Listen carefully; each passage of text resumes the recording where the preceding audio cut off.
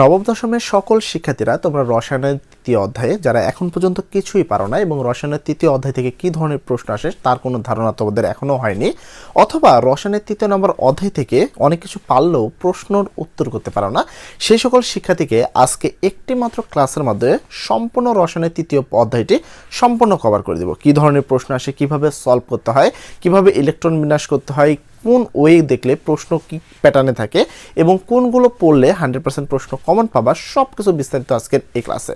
আর বিশেষ করে আমি সেই সকল শিক্ষার্থীদের কথা বলবো যারা বর্তমান এই বছরে অষ্টম শ্রেণী থেকে নবম শ্রেণীতে প্রবেশ করে সায়েন্স নিয়েছো এবং রসায়নের সম্পর্কে কোনো ধারণা নেই, রসায়ন বই সহজ না কঠিন সেই বিষয়ে বিন্দুমাত্র ধারণা নেই। সেই সকল শিক্ষার্থীদের বলি, রসায়ন যদি বুঝে পড়তে পারো তাহলে খুবই সহজ একটি বই, এবং যদি তুমি না বুঝে শুধুমাত্র মুখস্থ করতে চাও অথবা শুধুমাত্র বই পড়তে চাও তাহলে আমি বলবো তোমার জন্য রসায়ন হতে চলেছে অনেক কঠিন। দেখো, রসায়নে আমাদের বেশ কিছু জিনিস জানতে হয়, কিছু গণনা করতে জানতে হয়, বিক্রিয়া করতে জানতে হয়, ইলেকট্রন বিন্যাস করতে জানতে হয়। তার মধ্যে একটা বিশাল বড় গুরুত্বপূর্ণ টপিক হলো ইলেকট্রন বিন্যাস।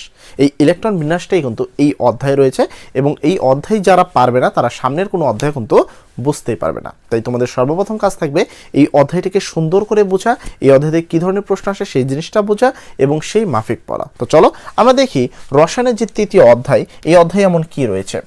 নবম দশমের নতুন যে শিক্ষার্থীরা রয়েছে, তো সকল শিক্ষার্থীদেরকে রসায়ন অধ্যায় 3 পদার্থের গঠন এই অধ্যায়ে তোমাদের সবাইকে স্বাগতম। আজকের এই ক্লাসে আমরা একটি ক্লাসের মাধ্যমেই পুরো অধ্যায়টিকেই কভার করে দিব। যখন পদার্থ নিয়ে কথা বলতে আসি, সর্বপ্রথম টপিক আসে পদার্থের গঠন। পদার্থর গঠন, পদার্থের আবিষ্কার, কিভাবে পদার্থ তৈরি হলো, কিভাবে আমরা আজ পদার্থের এই যে বিভিন্ন মডেল আজ আমরা পেলাম, ঠিক আছে, এই জিনিসটা কিভাবে আসলো। প্রথমেই যখন আমরা বই খুলবো তখন আমরা এই জিনিসটা দেখতে পারবো। আসলে রসায়নের এই জিনিসগুলো তৈরি হয়েছে মানুষের একটা যে মতবাদ, সেখান থেকে মানুষের মধ্যে একটা অদ্ভুত জিনিস কাজ করে। মানুষ যে কোনো জিনিসে প্রশ্ন করে, যে কোনো জিনিসে। যেমন আমি যদি তোমাকে বলি ভাইয়া এই জায়গায় পড়ো, তুমি এখান থেকে অবশ্যই 100% প্রশ্ন উত্তর কমন পাবা। তুমি সর্বপ্রথম যা কমেন্ট করবা, আপনি কিভাবে জানলেন যে এই জায়গা থেকে 100% প্রশ্ন উত্তর কমন পাবো। এই যে মানুষের একটা প্রশ্ন করার যে একটা জানার যে একটা ইচ্ছা, এই জায়গা থেকেই কিন্তু রসায়নের উৎপন্ন হয়েছে। যিনি করছিলেন হলো জাবির ইবনে হাইয়ান, তিনি কিন্তু রসায়নের তোমার কি আবিষ্কার করছে। এখন তার পরবর্তীতে এই অদ্ভুত, অর্থাৎ এই যে মানুষের মধ্যে একটা কৌতূহল থাকে, এই কৌতূহলের কারণেই মানুষ কিন্তু এই পদার্থকে সৃষ্টি করেছে। মানুষ যখন প্রাচীনকালে আগের যে সময় ছিল, সেই সময় ভাবতো যে পদার্থ মোটামুটি একরকম, দুই রকম। এক হলো মৌলিক পদার্থ। মৌলিক পদার্থ কী দ্বারা তৈরি? মাটি, পানি, বায়ু, যেগুলো প্রকৃতি আছে, এই প্রকৃতিতে যেগুলো পাওয়া যায় এগুলো হলো মৌলিক পদার্থ। আর বাকি যে পদার্থগুলো আছে এই তিনটা জিনিস দ্বারাই তৈরি করা হয়েছে। এই যে জিনিস, ঠিক আছে, তো তারা কিন্তু এই জিনিসটা কি করতো? ভাবতো। তো মানুষের কৌতূহলের কারণেই আসলে পদার্থের সৃষ্টি হয়েছে। মানুষ ভাবতো যে মাটি, পানি এবং বায়ু, আগুন, এগুলোই হলো মৌলিক পদার্থ। এই পদার্থগুলো ছাড়া বাকি যত ধরনের পদার্থ আছে সবগুলো পদার্থই আসলে এই যে মাটি, পানি, বায়ু, এগুলোর আসলে মিশ্রণ বা এগুলোর হলো মিশ্রণে তৈরি করা হয়েছে। ঠিক আছে, এবার অনেকে বলবো ভাই মিশ্রণ আবার কি? মিশ্রণ কিছু না, একটার সাথে আরেকটা যুক্ত করলে দিলে যে জিনিসটা আমরা গুলাই, যেমন চিনি, পানির মধ্যে চিনি গুলাই যায় না, এই গুলানোর বিষয়টা আসলে মিশ্রণ। ঠিক আছে, ওকে। এরপরে আসে পদার্থের পরমাণুর আবিষ্কার। পরমাণু কিভাবে আবিষ্কার হলো? পরমাণু সর্বপ্রথম কোন বিজ্ঞানী রয়েছে যার মাথায় পরমাণু সম্পর্কিত একটা মতবাদ আসলো? এই পরমাণুর নামকরণ কিভাবে হলো? দেখো, যদি এই বিষয়ে আমি কথা বলতে চাই, সর্বপ্রথম বিজ্ঞানী ডেমোক্রিটাসের নাম নিতে হবে। বিজ্ঞানী ডেমোক্রিটাস সর্বপ্রথম পদার্থবিজ্ঞানের, অর্থাৎ এই যে পদার্থবিজ্ঞানের যে পরমাণু আছে, অর্থাৎ নামকরণ যেটা, এর একটি দেয় যে পরমাণু অবিভাজ্য, অর্থাৎ পরমাণুকে কখনোই ভাঙা যায় না। এই অবিভাজ্য মতবাদ দিয়েছেন হলো বিজ্ঞানী ডেমোক্রিটাস, যা বেশ কিছু বছর ধরে কিন্তু বিশাল ভাইরাল ছিল, অর্থাৎ একটা ভাইরাল মিথ্যা কথা বলতে পারো।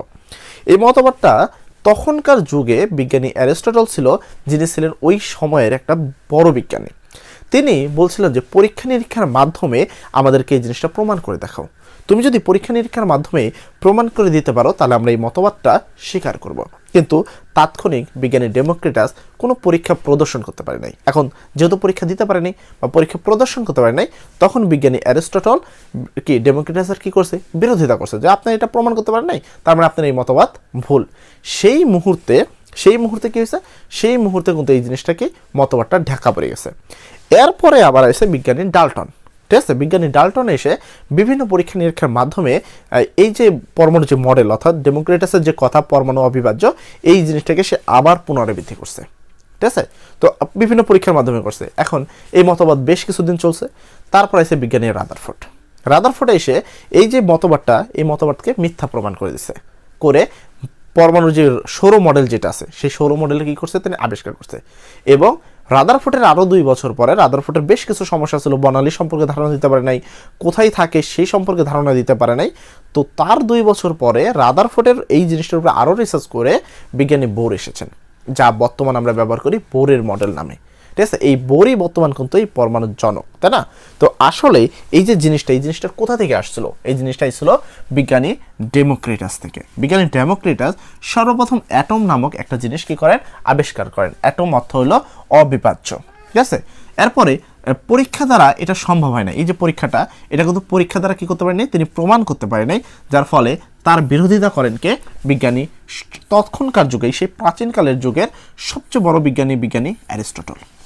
বিজ্ঞানী অ্যারিস্টটল বিরোধিতা করার পরে এই যে ডেমোক্রিটাসের যে মতবাদ, এই মতবাদটা ঢাকা পড়ে যায়। এই মতবাদটা কি হয়? ঢাকা পড়ে যায়। তারও প্রায় 2500 বছর পরে, অর্থাৎ 1803 সালে জন ডাল্টন আসেন এবং সেম মতবাদকে আবার পুনরাবৃত্তি করে যে পরমাণু অবিভাজ্য, এটাকে কখনোই ভাঙা যায় না, বা পরমাণু কোনো কিছু দ্বারা তৈরি হয় না। তখন এই মতবাদের পরে আসেন বিজ্ঞানী রাদারফোর্ড। বিজ্ঞানী রাদারফোর্ড 1911 সালে এটা প্রমাণ করে যান যে বিজ্ঞানী ডাল্টন ভুল, এটা তিনি প্রমাণ করে দেন। এবং তার কাছেও বেশ কিছু সীমাবদ্ধতা রয়েছিল এবং সে বেশ কিছু জিনিসের প্রমাণ দেখাতে পারেননি, যার ফলে পরবর্তী আরও 2 বছর পরে, অর্থাৎ 1913 সালে বিজ্ঞানী বোর আসেন, যিনি পরমাণুর মডেল একবারে নিয়ে আসেন। অর্থাৎ এই যে পরমাণু মডেল আমরা বর্তমান ব্যবহার করি, এই যে পরমাণু যে বিষয়গুলো আমরা বুঝি, তিনি কিন্তু নিয়ে আসছেন কে? বিজ্ঞানী বোর। এবং আমরা সবসময় এই ধরনের একটা প্রশ্ন থাকে আমাদের মধ্যে যে বর্তমান তাহলে কি এই যে ইতিহাস, প্রথমে কি ডেমোক্রিটাস, তার বিরোধিতা করেন অ্যারিস্টটলের পরে মতবাদটা ঢাকা পড়ে যায়, তারপর আবার সেম জিনিস নিয়ে আসে বিজ্ঞানী ডাল্টন, তার বিরোধিতা আবার করেন রাদারফোর্ডের যে এই যে 5জন মিলে যে মারামারি করছে, এইটার অপরচুনিটি হলো বিজ্ঞানী বোর, যার ফলে আমরা বর্তমান পরমাণু পাইছি এবং এই অধ্যায় সৃষ্টি হয়েছে। ওকে, তো এই ছিল তার জীবনের ইতিহাস। এরপরে তোমাদের আসে বইয়ে 3.1 মৌলিক পদার্থ এবং যৌগিক পদার্থ। মৌলিক পদার্থ কি? মৌলিক পদার্থ হলো সেই সকল পদার্থ যা আর অন্য কোনো পদার্থ দ্বারা তৈরি হয় না, সেগুলো মৌলিক পদার্থ। তোমরা সামনে যে একটা পর্যায় সারণী পাবা, ইতিমধ্যে হয়তো তোমরা শুনে আসো, পর্যায় সারণীতে টোটাল 118টি মৌল আছে। এই সবগুলো মৌল হলো তোমার কি পদার্থ? মৌলিক পদার্থ। ঠিক আছে? এখন তাহলে যৌগিক পদার্থ কি? যৌগিক পদার্থ হলো সেই সকল পদার্থ যা ভাঙলে এক বা একাধিক মৌলিক পদার্থ পাওয়া যায়। সোজা কথা হলো যৌগিক পদার্থ হলো মৌলিক পদার্থের সমন্বয়ে তৈরি হয়। যেমন ধরো কি বলবো এই বিষয়ে, ধরো যে কোনো কিছু বলতে পারি। যেমন ধরো একটা পেয়ারা একটা মৌলিক পদার্থ, কিন্তু পেয়ারাকে টুকরা টুকরা করে যদি আরও কি পেয়ারা যে ঝোল মাখানি এগুলো করে, সেটা একটা যৌগ, সেটা আমার একটা কিন্তু আবার যৌগিক পদার্থ। ঠিক আছে? তো এই হলো বিষয়। আমি তোমাকে এখানে বেশ কিছু জিনিস দেখাই। মৌলিক পদার্থ যৌগিক পদার্থের মধ্যে আমরা এই ছক আকারে রেখে দিচ্ছি তোমাদের বইয়ের সকল ইনফরমেশন। প্রথম কথা হলো মৌলিক পদার্থ কাকে বলে?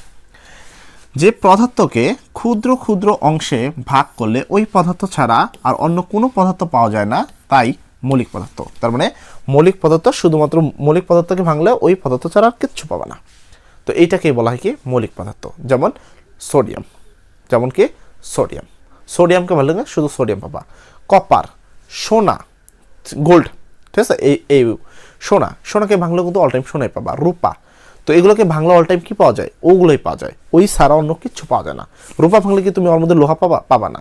সোনা ভাঙলে ওর মধ্যে লোহা পাবা না। তো এই যে যেই পদার্থকে ভাঙলে ওই পদার্থ ছাড়া কোনো কিছুই পাওয়া যায় না, তাকেই বলা হয় কি? মৌলিক পদার্থ।